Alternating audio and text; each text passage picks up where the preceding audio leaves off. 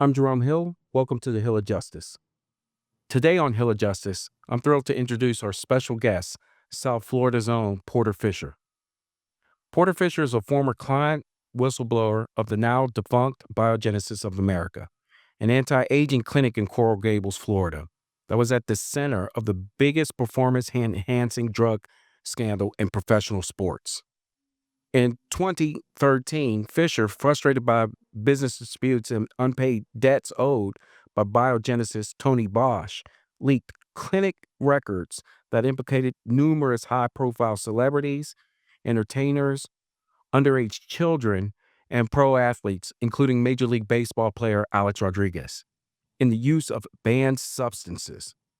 His revelations sparked one of the largest drug scandals in MLB history, leading to the suspensions, policy reforms, and a major investigation into doping practices in sports. Fisher's actions brought widespread attention to issues of integrity and regulation within professional athletics.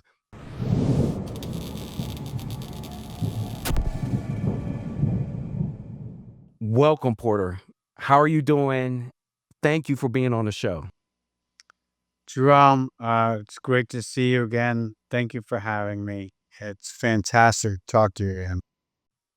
I wanted to ask you some questions. I know you were featured in a documentary called Screwball. So was I, in regards to this being one of the largest cases I've ever dealt with, criminal cases I've ever dealt with. Um, your story was pretty much with a mixed bag of humor and seriousness, but how did you feel about the way the documentary portrayed you and the scandal? What were some of the thoughts that came, or what are some of your opinions about that as we get into the nuts and bolts of what happened on these particular days and how serious this case was? Well, as far as the movie goes, Screwball, it won a lot of awards. It was very well received in the public. It was an entertainment film. It was, in a way, a comedic film. I have mad respect for Billy Corbin and his production team at Raconteur. Um, but at the end of the day, I think the film was a little bit more political and comedic than it was hard hitting and accurate. Mm. Saying and again, not to disparage anything, I was happy to be part of it. It was a great time for me, but a movie about biogenesis reduced to little kids running around really didn't hold the weight of what this meant to me, professional sports in the country. So Mm. I don't know if I said that right, but that's what I'm trying to say, Jerome. Sure, sure, sure, sure. And, because I was doing the investigation, and just to let everybody know and let the audience knows, there were mob ties associated with this, particularly with the compound pharmacies here in South Florida, that is really washing away all types of, illegal activities, washing money and so on and so forth. So I knew the particular threats that this posed on your life from other people who were connected to those type of individuals. Can you tell us a little bit about any of the backlash or threats you faced after exposing this particular scandal? Because I remember that I had to do some other things to protect you.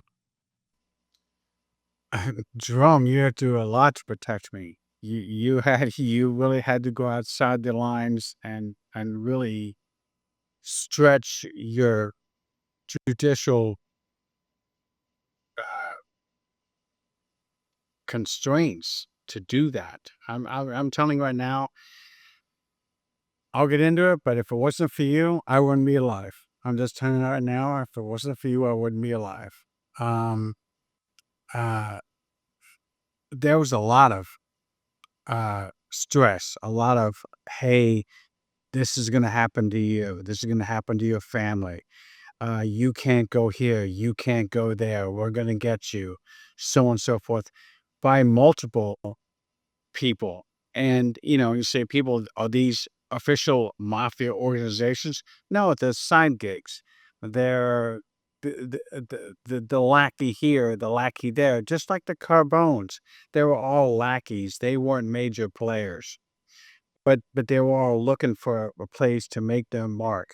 And so when something like me happens in their backyard, they turn around and say, "You go get him. You're the man. You know him. Go find him. Go do this." Yeah, it was a bad time. And if you want to say mafia involved, yeah, I'll definitely say mafia involved. Yeah. Yeah. One of the things that I thought about, just going back because this case is, I worked on this case nearly 11, 12, 13 years ago, was the aspect of, all these threats that was levied against you. I had to call into a favor into the Department of Justice to have a SWAT team come get you out of your home. Talk a little bit about that on that day, and because I think these were matters that weren't reflected in the movie, but these were consequential moments in your life. Drum. I'm I'm living in a side garage, a three-tier side garage in a high-profile house in Pinecrest. I thought I was secluded. I thought I couldn't be touched there because I was in fucking Pinecrest. And when all this stuff happened, I shuttered myself. I did this, and you were always there, always there, always there. And then one day, massive banging on the front door, on the side door, on the garage door, bang, bang, bang, bang, just like crazy, like, you know, uh, uh, uh, being invaded kind of thing. And I turned around and called you, and I was like, "What's going on? What's going on? What should I do? What should I do?" And you said, "Open the door. I send them." Yeah, yeah. I was concerned about, of course, your life, and Hold on.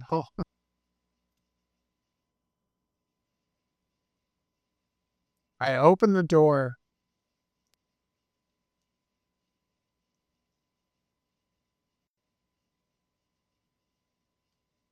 I opened the door, and there's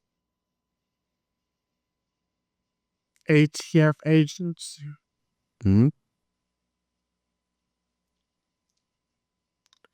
with AK-47s waiting for me.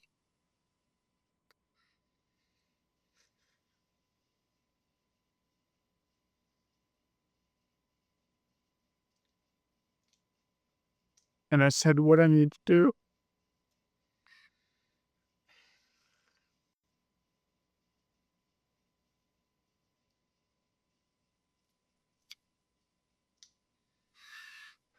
And they said, "Jerome sent us."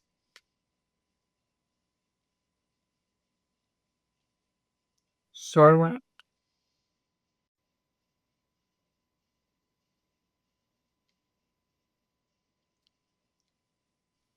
away because you sent them. just to give the audience some context about what was going on during that time. Um, there was mob affiliations. You had you had agents from Major League Baseball who were all former law enforcement from the New York Police Department, Boston Police Department, former FBI agents that were the security detail of Major League Baseball. They descended on South Florida to get these clinic records to go ahead and make a case against Major League Baseball, like Ron Braun, Alex Rodriguez, so on and so forth.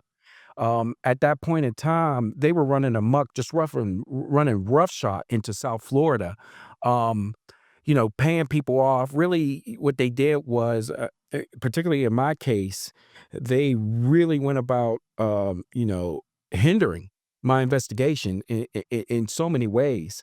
Um, thus, as they were tearing up South Florida, Jerome, of course, it was bringing Jerome, in other elements. Jerome, they cock-blocked your investigation at every turn, every single turn.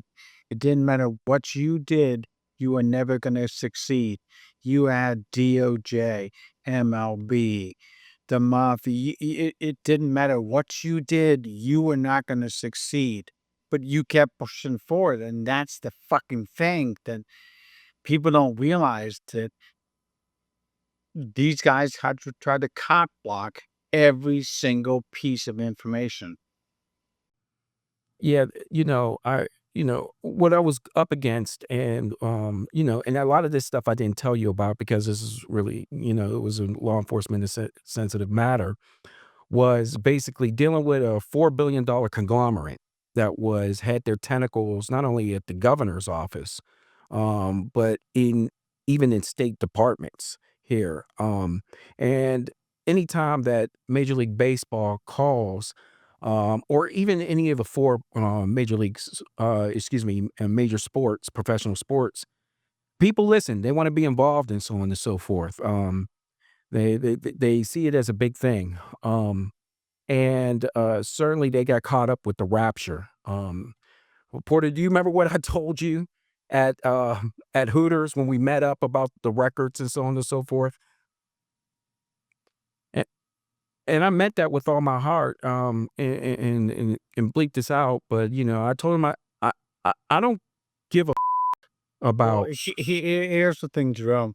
That's the thing that connected me to you because when I went to Hooters, I had already been with L. Frank, and days he kept sending me stuff, and I was like, hey, you got these documents, and nobody was coming to the table. Nobody was coming to the table saying, hey, I want to talk to you. I want to do this. I want to do that. And this was in the pipeline of my many times. Nobody fucking talked to me. There was one guy that turned and said, hey, you know what? I want to talk to you. And I was like, oh, okay, I'll talk to you. And I picked Hooters and Pembroke Pines because it's far away from my house. It's this and that. Maybe I can distance myself. And you walked up and you like, okay, talk to me. And I kind of showed you stuff. You're like, I can work with this. You can trust me. Blah, blah, blah, blah. And I was like, you know what? I can trust you. I can trust you for this. Again, that's been the day one of a long year, great relationship with you because yeah, I can't say it enough. I get teary yet. Sorry. No, I remember when first of all, when I got the reports and I got the case on my desk, I remember that it was around January of that time. I guess the Biogenesis had defunct in December, but it was in January at that time. The article was just about to hit. Um, the Miami New Times, and so at the editor at the time was Tim Elfrink, and he was heading up this, and so I had a meeting with Tim Elfrink, and just to give the audience some background in law enforcement investigations and so on, there's a lot that goes on that we call background noise of some sort, where we're exchanging information to get the viability of the case. And many times I'm talking to criminal investigators, not only in law enforcement, but I'm talking to criminal reporters in any of the major networks. Um, and so, a- a- and so he was doing the investigative piece about this. I sat down, talked with him, and I asked for Porter Fisher's information. What I was told back then, which is journalistic standards. Hey, guess what? I'll give him your information. So Porter did give me a call, and at that point in time, I knew his location. I knew everything. When he called, he was trying to spoof the number, and but it was never to expose him. Just to go ahead and meet up with him, and just tell him that I'm interested in putting these people who have given these type of steroids or these designer steroids to underage kids. away forever, if I possibly can. So that's how the case came about, and quite truthfully, um, as I got deeper and deeper into the case, I saw it was multi-jurisdictional. It had tentacles in Puerto Rico, Dominican Republic, cross state lines all over the place, all across the United States. So this was a massive, massive case that I was working on, and quite truthfully, it took an army of individuals, and even the department that I was working for at the time was trying to silence me. And at that point in time, I had to work behind my own department with the Miami State's attorney's office to go ahead and put this together.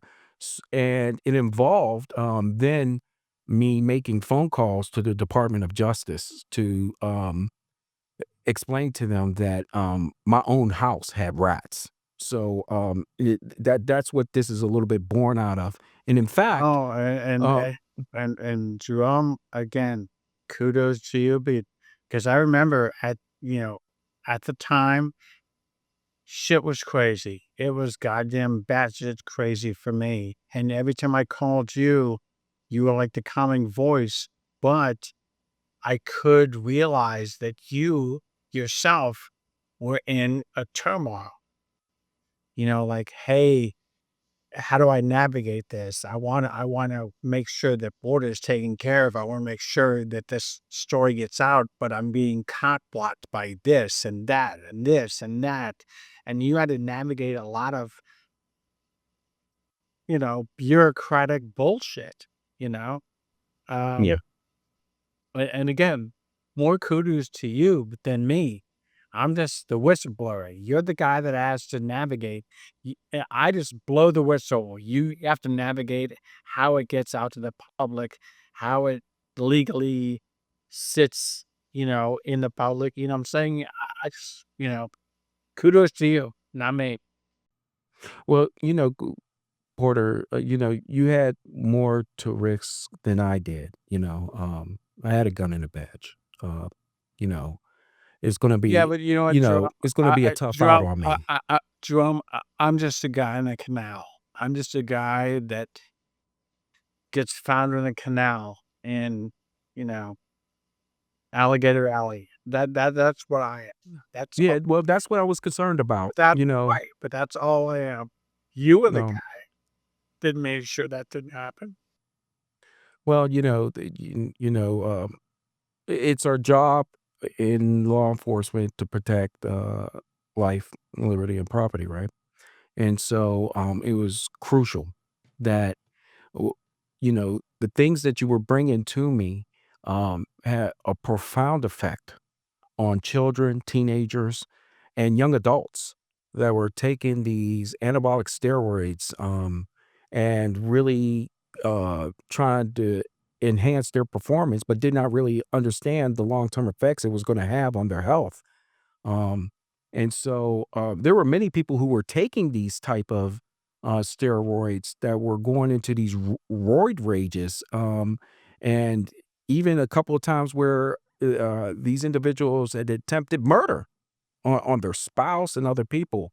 So, I knew that, the lethality, um, factor was in times 10 when it came to this case.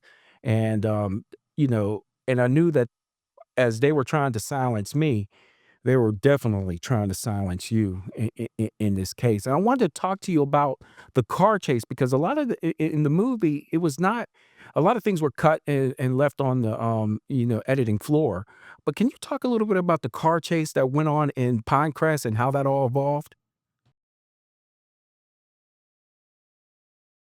Well, look, it wasn't included in the movie because of uh legalities or whatever. But I basically was coming home one day from northern Pinecrest. And I was driving down to my house, and all of a sudden I saw again, I'm very hyper active, who's around. And I basically turned down my street, and all of a sudden pulled in my driveway, and a car pulls in behind me.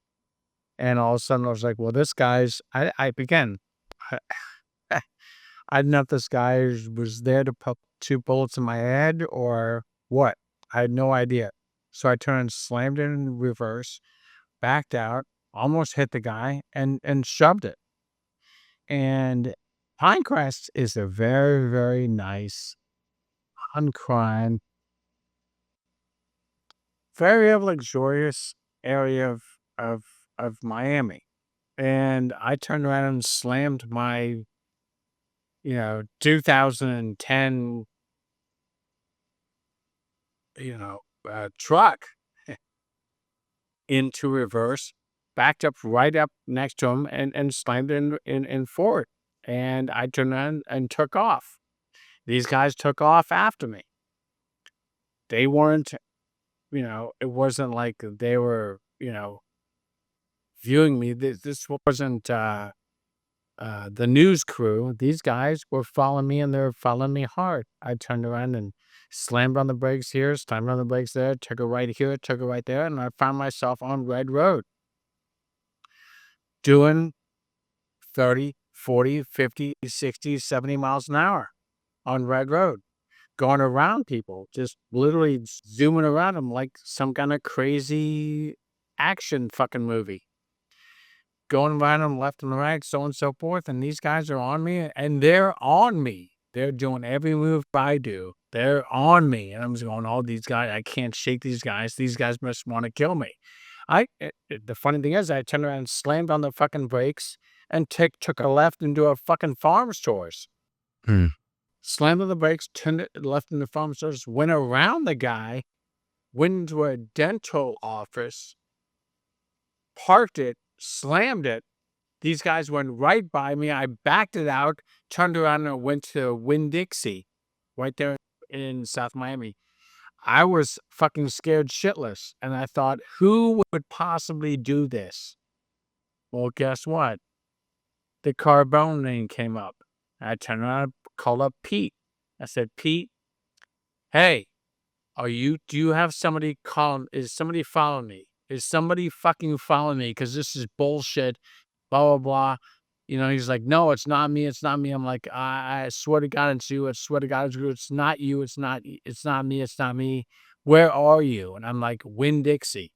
Hmm. Turns around and jumps in his car, drives over to Winn-Dixie. I jump in his car, and we go off on another chase where somebody else is looking at us.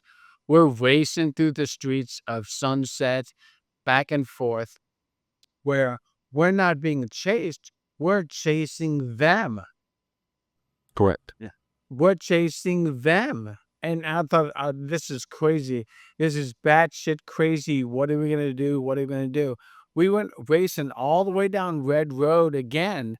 And it was me, Pete Carbone, a private investigator, another person. There was 5 cars involved in a lockup on Red Road because they were trying to find me. Again, it was batshit crazy, and racing through, Red Road down children's streets at 65 miles an hour is batshit crazy. You know, Yeah, and I want to jump in at this point in time, because just to give some context to the audience, Major League Baseball had an investigative arm now, and as I mentioned before, and they have run roughshod so much in South Florida that those words and what was going on down here in South Florida was getting back to Major League Baseball in New York headquarters. What they did was they hired a security team to watch over them to see what they were doing and the behaviors that they were exhibiting down here in South Florida because they were so out of order with the things that they were doing.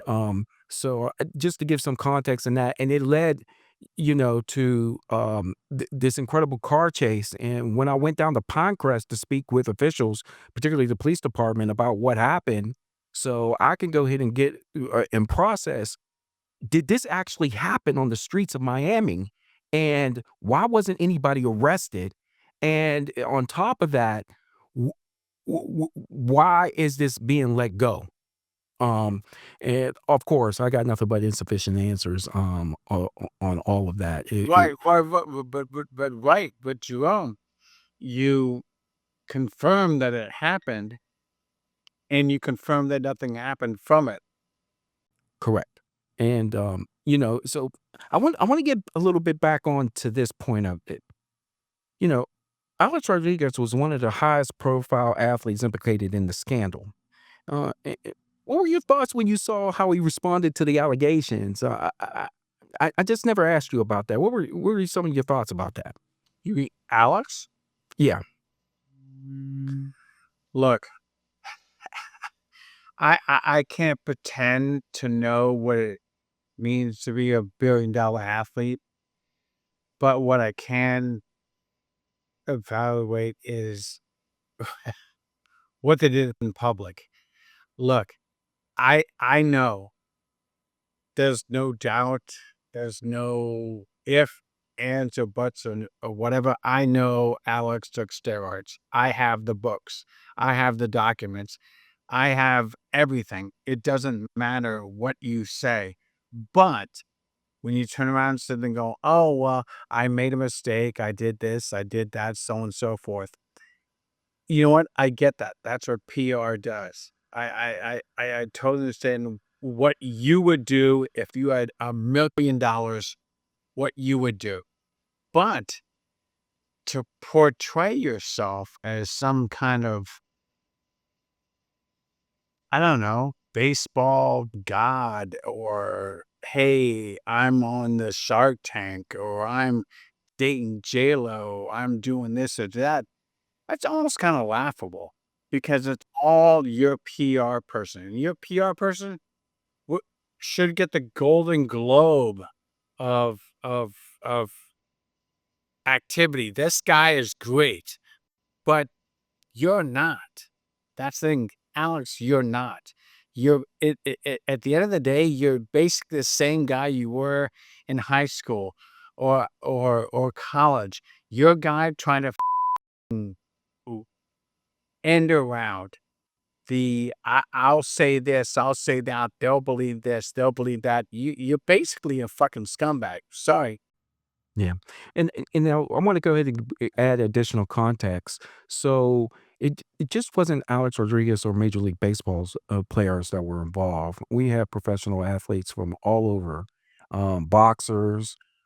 We had rappers. We had a whole bunch of singers like John Cicada. Tennis players like Wayne Odesnik. In fact, this scandal ended his career right on the spot.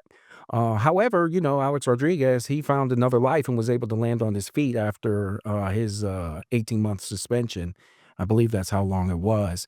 And of course, when you see that type of redemptive quality, everybody should have some form of redemption. But it was the gross and most uh, it was just the most gross way of how he was denying the whole allegations after a while when, I had the records and so many other people did too at that point in time. So that should give you some context about the matter. One of the things I wanted to ask you too, Porter, was the fact that, there was a lot of important lessons to learn about what happened. And I want to go ahead and give you your flowers while you're here. To be a whistleblower and to be in you didn't only have to deal with the criminal element that was on you, but there was a crushing amount of media at that time. I don't know if you remember, um, but they were all over we were talking about ESPN. We're talking about, Telemundo. We're talking about a whole bunch of outfits that were trying to get sound bites from you. You know, how did that shape you moving forward as the scandal broke and and what is the most that you remember about that time? Well, all right. Thank you for the question. But you're right. Again, you're talking about Pierce Morgan, NBS, NCB, every single media outlet in the world, wanted to talk to me. And the funny thing is especially like, I'll say Pierce Morgan. I'll go out there and say it.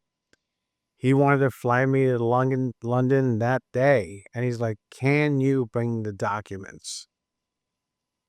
And it wasn't about me. It wasn't about the story. It wasn't about what could happen here and there. It was about the documents. Yeah. Yeah, and that was and that And the funny thing is at the end of the day, the documents and Alex or indications on other ball players or celebrities or whatever was just a piece of the pie. Mm. A piece of the pie was illegal, you know, kids. Mm. A piece of the pie was the guy wasn't a doctor. A piece of the pie, there's a lot of pieces of the pie, but a lot of people want to say, oh, well, what about Alex? What about this? What about that? And everybody kind of revered to the biggest clickbait they could get. And again, that's sad. That's sad. yeah, I mean, I want to end today's show just reiterating some of the things that you were talking about. You were used as a transactional piece. And certainly you were as much as or the biggest victim um, as it comes to the whistleblower account and how your life was in immediate danger. Of course, I think about the other victims, the families, the young children that we didn't follow to see how these anabolic steroids was affecting them. So I just wanted to say thank you, Porter, for coming on to the show. And that's it for today's episode of Hill of Justice. But of course, I want to thank my guest, Porter Fisher. And at this point in time, we'll go ahead and link the movie so you can get a little bit more of a context. And I would just like you to thank you for subscribing and following. And until next time.